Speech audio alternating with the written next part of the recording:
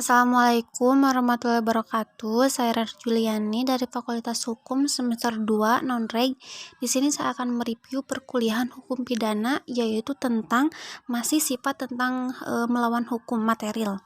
Yang pertama, sifat melawan hukum material terbagi menjadi yang pertama dalam fungsi negatif dan dalam fungsi positif.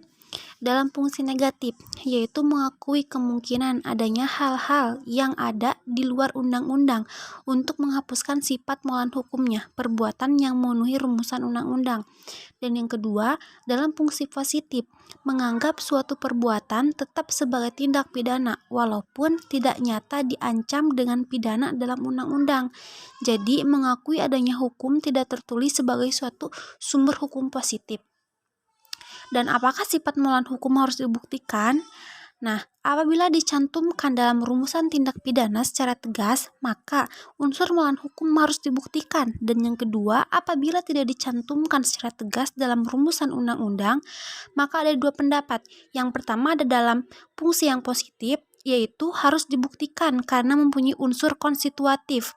Ada tindak pidana apabila ada perbuatan yang bersifat melawan hukum. Dan yang kedua dalam fungsi yang negatif, tidak perlu dibuktikan karena rumusan sifat melawan hukum dalam undang-undang mengatur istilah melawan hukum. Alasannya adalah untuk adanya kekhawatiran, bentuk adanya kekhawatiran apabila tidak diatur secara tegas orang yang berhak atau berwenang untuk melakukan suatu perbuatan sebagaimana dirumuskan dalam undang-undang akan dapat dipidana. Di sini juga ada unsur-unsur kesalahan.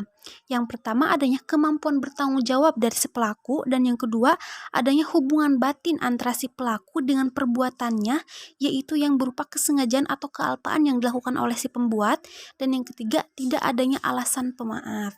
Sekian dari saya. Wassalamualaikum warahmatullahi wabarakatuh.